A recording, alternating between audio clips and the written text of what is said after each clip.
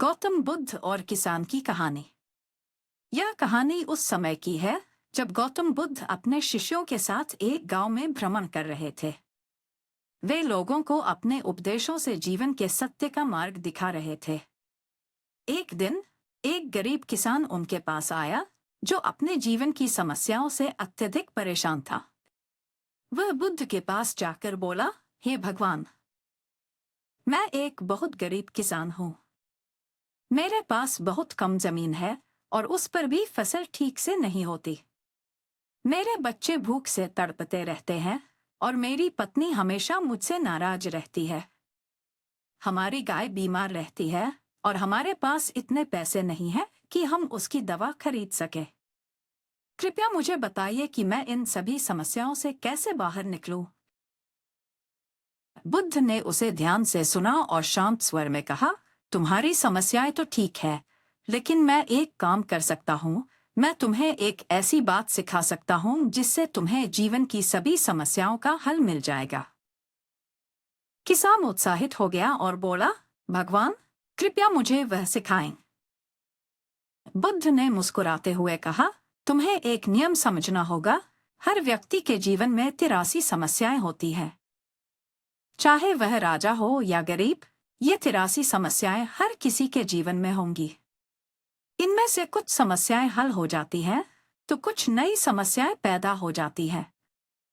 लेकिन एक बात तय है कि ये समस्याएं हमेशा रहेंगी। किसान ने आश्चर्य से पूछा, भगवान, तो फिर आप किस हल की बात कर रहे हैं? बुद्ध बोले, समस्याओं से भागने की कोशिश करना या यह सोचना कि वे पूरी तरह समाप्त हो जाएंगी, केवल भ्रम है। लेकिन अगर तुम 84वीं समस्या से मुक्त हो गए, तो बाकी समस्याएं तुम्हें परेशान नहीं करेंगी। किसान ने उत्सुकता से पूछा, भगवान, वह 84वीं समस्या क्या है? बुद्ध ने जवाब दिया, 84वीं समस्या यह है कि तुम यह मानते हो कि तुम्हारे जीवन में कोई समस्या नहीं होनी चाहिए। यह सोच ही तुम्हारी सबसे बड़ी समस्या है। जब तुम इस विचार से मुक्त हो जाओगे कि जीवन समस्याओं के बिना होना चाहिए, तभी तुम सच्ची शांति पा सकोगे। किसान ने कुछ देर सोचा और उसे बुद्ध की बात समझ में आने लगी। उसने महसूस किया कि जीवन में समस्याओं का होना स्वाभाविक है और उन्हें दूर करने की कोशिश करने के बजाय उन्हें स्वीकार करना ही सही मार्ग है। उसे यह भी समझ में आया कि सभी समस्याओं का समाधान संभव नहीं है, लेकिन जीवन के प्रति सही दृष्टिकोण अपनाकर हम शांति पा सकते हैं। अस्थिरता और अनिश्चितता की समस्या। प्रारंभिक स्थिति। अधिकांश लोगों के जीवन में एक आम समस्या अस्थिरता और अनिश्चितता होती है। चाहे वह नौकरी हो, संबंध हो, स्वास्थ्य हो या जीवन के अन्य पहलू, सब कुछ अस्थिर और अनिश्चित होता है। लोग अक्सर चाहते हैं कि उनकी जिंदगी स्थिर हो, उनकी नौकरी सुरक्षित रहे, उनके संबंध स्थायी और सुखमय हों और उनका स्वास्थ्य कभी ना बिगड़े। लेकिन वास्तविकता इससे विपरीत होती है। जीवन का हर पहलू अस्थिरता और अनिश्चितता से भरा होता है। मान लीजिए कि एक व्यक्ति, जिसका नाम राम है, एक अच्छी नौकरी करता है और अपने परिवार के साथ सुखपूर्वक जीवन जी रहा है। वह सोचता है कि उसकी नौकरी स्थायी है और उसे कभी भी आर्थिक परेशानी का सामना नहीं करना पड़ेगा। लेकिन अचानक एक दिन कंपनी में छंटनी होती है और राम की नौकरी चली जाती है। यह स्थिति उसे अंदर से तोड़ देती है। वह अवसाद में चला जाता है और बार बार सोचता है कि ऐसा उसके साथ ही क्यों हुआ। इसके साथ ही राम का स्वास्थ्य भी बिगड़ने लगता है, क्योंकि उसे नौकरी खोने के बाद तनाव और चिंता ने घेर लिया है। उसकी पारिवारिक संबंधों में भी दरार आने लगती है, क्योंकि वह अपनी पत्नी और बच्चों को समय नहीं दे पा रहा है। इस स्थिति में राम को यह समझ नहीं आता कि वह इस अस्थिरता और अनिश्चितता से कैसे निपटे। बुद्ध का दृष्टिकोण। गौतम बुद्ध के अनुसार जीवन में अस्थिरता और अनिश्चितता अपरिहार्य है। यह संसार अनित्य, अस्थायी है और हर चीज बदलती रहती है। अस्थिरता का यह सिद्धांत अनित्य, अनि प्लस ते जो स्थिर नहीं है, के रूप में जाना जाता है। बुद्ध का कहना था कि हम जितना इन अस्थिर चीजों को पकड़कर रखने की कोशिश करेंगे उतना ही हम दुखी होंगे, क्योंकि यह प्रकृति के विपरीत है। बुद्ध ने यह सिखाया कि जीवन की हर चीज परिवर्तनशील है। नौकरी, संबंध, स्वास्थ्य, खुशी, दुख, सब कुछ बदलता रहता है। यह दुनिया परिवर्तन का नियम मानती है और इस तथ्य को स्वीकार करके ही हम जीवन के प्रति एक संतुलित दृष्टिकोण विकसित कर सकते हैं। समस्या की जड़। बुद्ध के अनुसार अस्थिरता से हमारी पीड़ा का मुख्य कारण तृष्णा, लालसा, चाहत है। तृष्णा वह इच्छा है जो हमें हर स्थिति को नियंत्रित करने के लिए प्रेरित करती है। उदाहरण के तौर पर राम की यह इच्छा थी कि उसकी नौकरी हमेशा स्थिर रहे, उसका जीवन कभी भी अस्थिर न हो। लेकिन जब अस्थिरता ने उसकी जिंदगी में दस्तक दी तो वह इसे सहन नहीं कर पाया और दुख का अनुभव करने लगा। बुद्ध ने यह भी कहा कि हमारी तृष्णा, चाहत हमें न केवल अस्थिरता से जूझने पर मजबूर करती है, बल्कि हम अपने चारों ओर उन चीजों को भी पकड़कर रखना चाहते हैं जो अस्थिर होती हैं।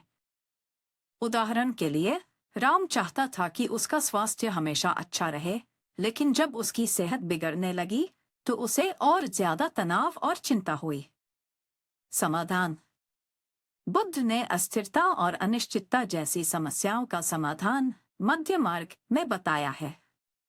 इसका अर्थ है कि हमें न तो अत्यधिक तृष्णा में जीना चाहिए, न ही जीवन से पूरी तरह से विरक्ति करनी चाहिए। जीवन में अस्थिरता और अनिश्चितता को स्वीकार करना ही शांति और संतोष की ओर ले जाता है। अनित्य को स्वीकारना। पहला कदम यह समझना है कि जीवन अस्थायी और अनिश्चित है। सब कुछ बदलता है, लोग, परिस्थितियां, भावनाएं, स्वास्थ्य और यहाँ तक कि हमारी इच्छाएं भी। राम को यह समझने की आवश्यकता है कि उसकी नौकरी, उसका स्वास्थ्य और उसके संबंध स्थायी नहीं है। जब वह यह स्वीकार कर लेगा कि जीवन में स्थिरता नहीं होती, तभी वह उस अस्थिरता से उत्पन्न होने वाले तनाव को कम कर पाएगा। मूल कारण तृष्णा से मुक्त होना। बुद्ध के अनुसार तृष्णा का त्याग करना ही सच्ची शांति की कुंजी है। राम को यह समझना होगा कि उसकी पीड़ा की जड़ उसकी तृष्णा है।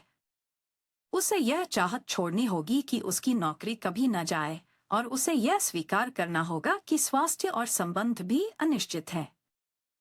इस चाहत से मुक्त होने से वह आंतरिक शांति प्राप्त कर सकता है। विपश्यना और ध्यान। बुद्ध ने ध्यान और विपश्यना का अभ्यास करने की सलाह दी है। विपश्यना का अर्थ है अपने भीतर झांकना और जीवन की वास्तविकता को समझना। राम अगर ध्यान का अभ्यास करेगा तो वह अपने मन को शांत कर पाएगा और जीवन की अस्थिरता को स्वीकार कर पाएगा। ध्यान उसे यह सिखाएगा कि जीवन की समस्याओं से बचना संभव नहीं है, लेकिन उनसे जुड़ी पीड़ा को कम करना संभव है। समता, संभाव का विकास। बुद्ध ने समता को जीवन में महत्वपूर्ण माना है। इसका अर्थ है कि हमें सुख और दुख दोनों में समान रहना चाहिए। राम को चाहिए कि वह अपनी नौकरी जाने या स्वास्थ्य बिगड़ने को जीवन की अंत नहीं माने। उसे यह समझना चाहिए कि ये जीवन के स्वाभाविक हिस्से हैं और इनसे घबराने की बजाय उसे अपने भीतर की स्थिरता को बनाए रखना चाहिए। परिणाम। अगर राम बुद्ध की इन शिक्षाओं का पालन करता है तो वह अपनी जीवन की अस्थिरता और अनिश्चितता को समझ पाएगा। वह यह जान पाएगा कि हर चीज अस्थायी है और यह स्वाभाविक है। उसकी नौकरी वापस आ सकती है या नहीं भी आ सकती, लेकिन वह अब इस अस्थिरता को अपने जीवन का अंत नहीं मानेगा। वह अब शांत और संतुलित रहेगा, चाहे उसकी बाहरी स्थिति कैसी भी हो। राम का यह नया दृष्टिकोण उसे सच्ची शांति और संतोष प्रदान करेगा, क्योंकि अब वह जीवन की अस्थिरता को एक स्वाभाविक प्रक्रिया के रूप में स्वीकार करेगा। उसकी चिंता और तनाव कम हो जाएंगे और वह मानसिक रूप से ज्यादा मजबूत और स्थिर हो जाएगा। इस प्रकार राम की जीवन की समस्याएं उसकी मानसिकता पर हावी नहीं होंगी और वह एक संतुलित और शांतिपूर्ण जीवन जी सकेगा। निष्कर्ष। गौतम बुद्ध का संदेश स्पष्ट है, अस्थिरता और अनिश्चितता जीवन का अभिन्न हिस्सा है। जब हम इसे स्वीकार करते हैं और अपनी तृष्णाओं से मुक्त होते हैं, तब ही हम सच्ची शांति और संतोष पा सकते हैं। जीवन में स्थिरता की चाहत ही दुख का मूल कारण है, और इस चाहत से मुक्त होकर हम अपनी समस्याओं से प्रभावी ढंग से निपट सकते हैं। समाप्ति और शिक्षा। किसान बुद्ध के इस महत्वपूर्ण पाठ को समझकर अपने घर लौट गया। उसने अपनी समस्याओं को स्वीकार करना सीख लिया और उसकी सोच में परिवर्तन आ गया। धीरे धीरे वह अपनी समस्याओं के बोझ से मुक्त होकर जीवन को सरलता और शांति से जीने लगा। इस कहानी से हमें यह सीखने को मिलता है कि जीवन में समस्याएं हमेशा रहेंगी। चाहे हम कितनी भी कोशिश करें, हम उन्हें पूरी तरह खत्म नहीं कर सकते। लेकिन जब हम उन्हें स्वीकार कर लेते हैं और उनके प्रति अपने दृष्टिकोण को बदलते हैं, तभी हमें सच्ची शांति और संतुष्टि मिलती है।